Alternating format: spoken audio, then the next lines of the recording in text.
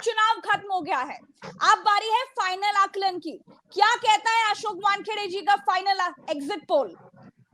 देखिए प्रज्ञा जी, पहले चरण से लेके आखिरी चरण तक हम जिस हिसाब से चल रहे हैं, और ये आंकड़े मैं पहले भी बोल चुका हूँ, मेरे हिसाब से बीजेपी का अपना खुद का जो टोटल सीट्स रहेगी, ये 230 से 235 के बीच में रहेगी, ऐसा मेरा आकलन है। और उसके बाद एनडीए गठबंधन जो है, अभी इनके पास कोई एनडीए गठबंधन, एक जनता दल यूनाइटेड है, नीतीश कुमार, वो आज दिल्ली आ रहे हैं, कुछ कांग्रेस के नेताओं को मिलने की बात हो रही है, पता नहीं फिर पलटी मारेंगे नहीं मारेंगे। और दूसरा एक इनके पास सॉलिड ब्लॉक है, वो है आंध्र प्रदेश से टीडीपी। टीडीपी का इतिहास रहा है, जिसके साथ चुनाव लड़ता है वो उसके साथ अक्सर नहीं रहता, तो वो देखना है वो टीडीपी कितना लाएगा, क्योंकि आंध्र प्रदेश का भी एक लिमिटेड है उनका। बाकी जगह पे जो इनके पास एकनाथ शिंदे की 13 सीटें थी, उसमें से एकनाथ शिंदे 2 सीटें भी कंट्रीब्यूट कर पाएंगे कि नहीं कर पाएंगे, या वो गठबंधन में रह भी कि 4 तारीख के बाद, ये पता नहीं है। बाकी एक दो सीटें वाले लोग हैं, और कई ऐसे दल है कि जिनके सीट्स नहीं।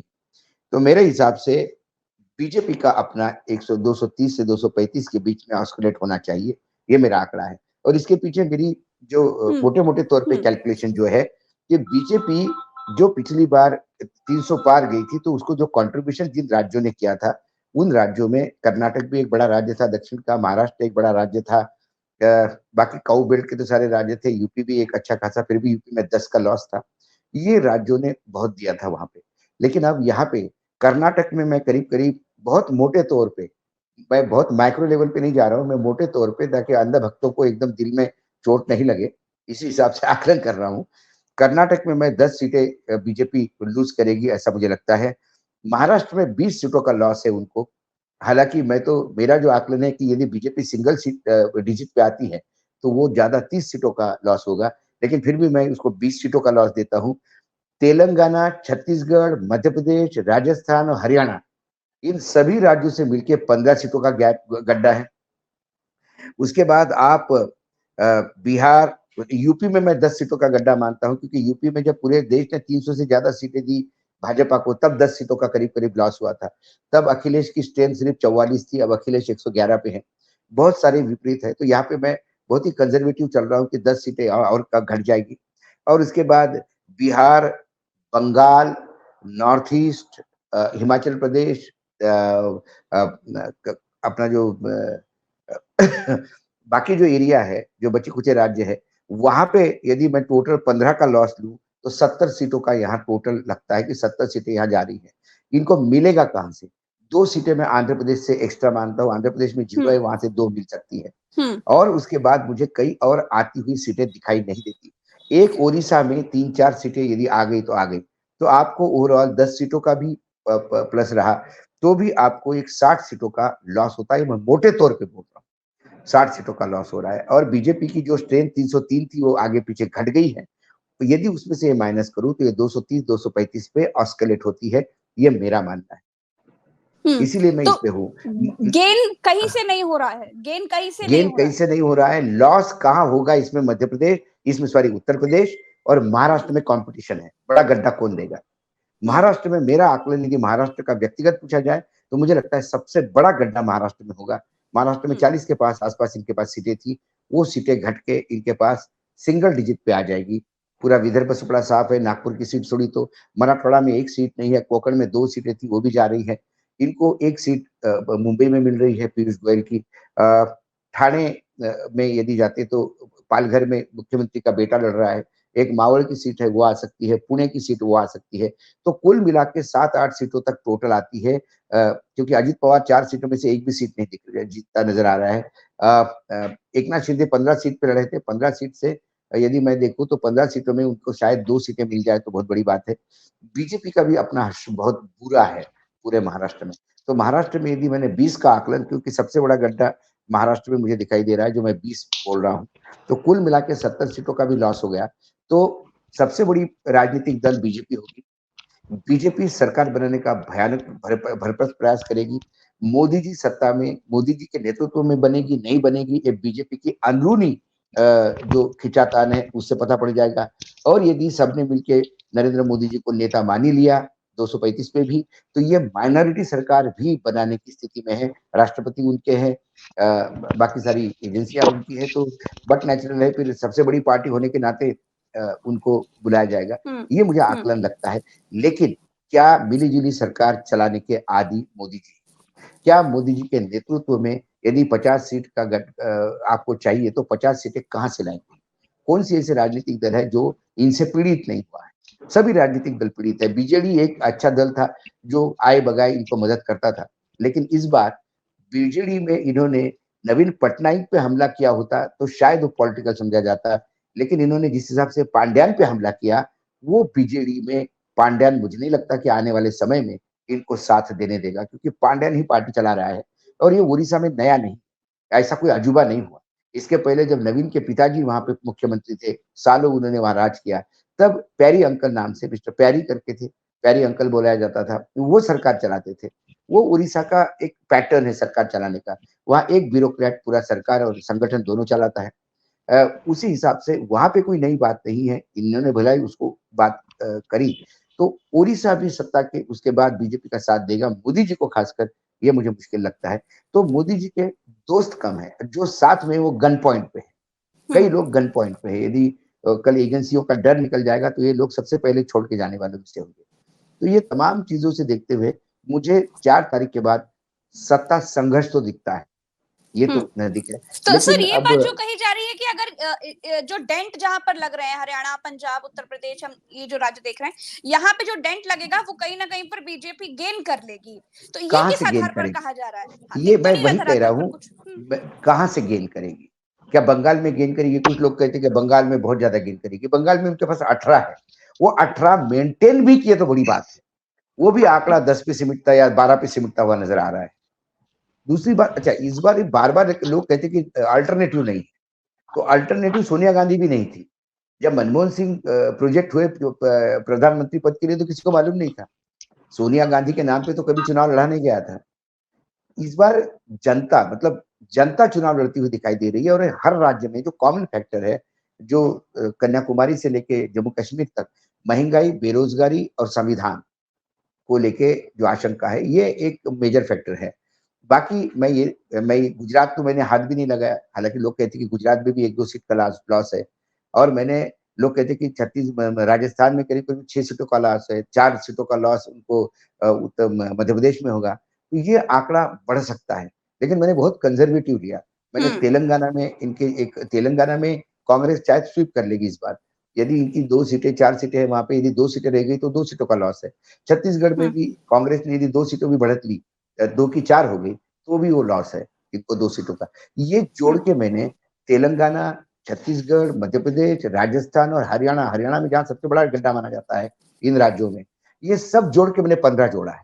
मैंने बहुत कंजर्वेटिव फिगर पे मैं आया हूँ, तो भी मेरा टोटल 70 होता है। यदि इसमें से 70 माइनस किया जाता है तो फिर वो कहीं ना कहीं 230 235 पे आता दिखाई देता है। इसलिए मेरा आकलन 230 और 235 का है, और ये बढ़ ठीक है। सकता है। ये 235 की जगह 220 भी हो सकता है, ये 210 अच्छा, भी हो सकता है। मतलब स्लाइडिंग घट है, सक ऊपर जा हाँ हाँ घट हाँ, सकता है, ओके। क्योंकि मैंने कहा ना कि अच्छा, आपने महाराष्ट्र में दिल खोल 30, खोल करके फिर भी दे दिए हैं और मैंने आपको लग रहा है कि ये गिर भी सकता है। महाराष्ट्र का इंडिविजुअल मैं करता हूं तो मैं बोलता हूँ सिंगल डिजिट पे आ रहा है। लोग कहेंगे आप उनको सिंगल डिजिट पे कह रहे हो और लॉस आप सिर्फ 20 का दिखा रहे हो, लॉस 30 का दिखाना चाहिए। फिर भी मैं कंसीडर करता हूँ कि चलो ठीक है, तो वो सिंगल डिजिट की जगह 2 सीटें और बढ़ गई, तो 9 की जगह 11 हो गई, तो भी ऐसा, तो इतना कंजर्वेटिव के जात 70 है।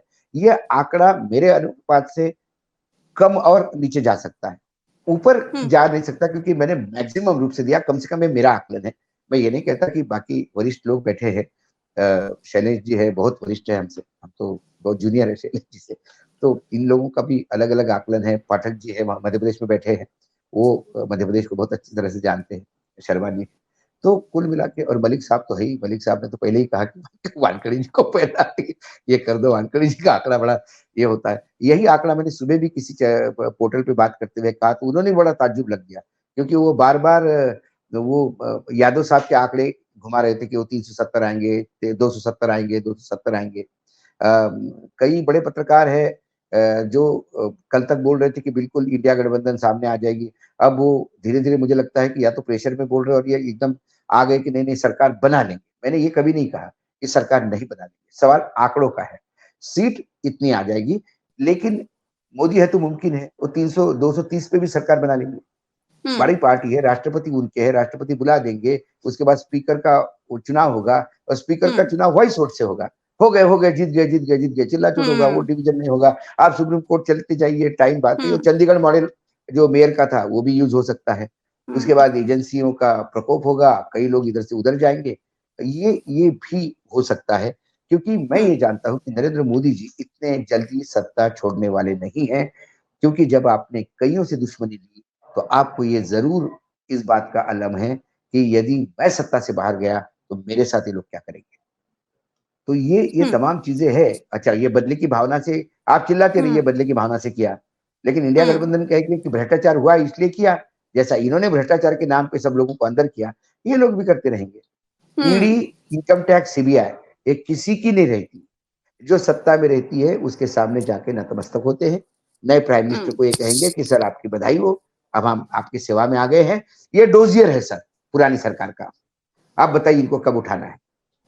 ये हमने सालों से देखा दिल्ली में होते, सत्ता बदलती है कि अधिकारी तुरंत अपना कलर बदल लेते हैं। तो 4 तारीख के बाद मुझे नहीं लगता कि इतना इजी होगा कि जितना लोग कह रहे हैं कि 370 270।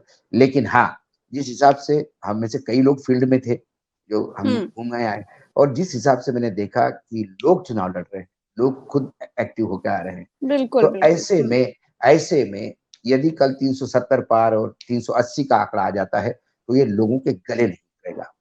एक बार-बार मैं आशंका जताता हूं, मैं ईवीएम मशीन पे नहीं बोल रहा हूं कुछ।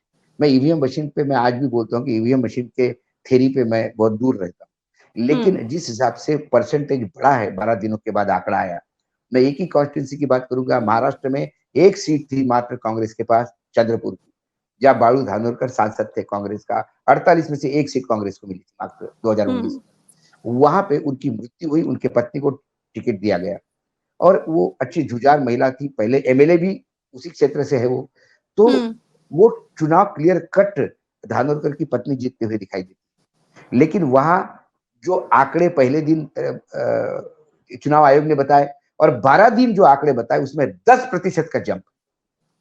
तो जब 10% का जंप होता है तो इसके मायने होते हैं। सर्वोच्च न्यायालय के पास जाके मामला ये गया कि इन्होंने जल्दी क्यों नहीं किया, 17C का लफड़ा क्या है। लेकिन किसी ने ये नहीं बोला कि आपने ये 10% का राइज कैसा होने दिया, कितने बजे तक, रात को 3 बजे तक वोटिंग चला क्या रात को लाइन इतनी लंबी थी क्या। सवाल, ये बहुत सारी चीजें हैं जिसमें सवाल उठेंगे, क्योंकि चुनाव आयोग को जो ट्रांसपेरेंसी पे रखना चाहिए, चुनाव आयोग शुद्ध रूप से भारतीय जनता पार्टी का एक प्रकोष्ठ बन के काम कर रहा है। ये हम अभी तक देख रहे हैं। 1952 में जो पहला चुनाव हुआ था देश में, वो 4 महीने का चुनाव हुआ था। उसके बाद सबसे लंबा चुनाव ये हुआ है 80 दिनों का। इसके पहले हमारे यहाँ 1980 में ये भी हुआ था कि मात्र 4 दिन में चुनाव हो गए थे। जैसे टेक्नोलॉजिकली एडवांस हम हो रहे हैं, साधन संसाधन, रोड बन रहे हैं, आवागमन के साधन बन रहे हैं, कम्युनिकेशन के साधन बहुत विस्तार से हुआ है। इसके बाद चुनाव का समय कम होने के बजाय बढ़ता क्यों है। और चुनाव आयोग ने कहा कि भाई बर्फ भी होती है, जंगल भी होते हैं, पहाड़ भी होते हैं, नदियां भी होती है, ये सब ध्यान रखना पड़ता है। तो ये कोई रात भर उगे नहीं है। ये 1952 में भी थे, 1980 में भी थे, जब 4 दिन में चुनाव हुए थे। क्या चुनाव इतना लंबा खींचना किस लिए। और आज इसका खामियाजा आज भुगतना पड़ा। करीब करीब 1 दर्जन लोग मरने की खबर है सनस्ट्रोक से, और वो चुनाव ड्यूटी पे थे। इसके लिए जिम्मेदार कौन। तो ये तमाम चीजें देखना पड़ती है। तो ये जो मेजर आकलन लोगों के बीच घूम के, अलग अलग लोगों से बात करके, वरिष्ठ पत्रकारों से बात करके, कुछ उम्मीदवारों से, पार्टी के नेताओं से बात करके, यानी बीजेपी के नेताओं से बात करके, इस आकलन पे मैं आया हूं कि 230 से 235 के बीच में ये मेरा फाइनल फिगर है।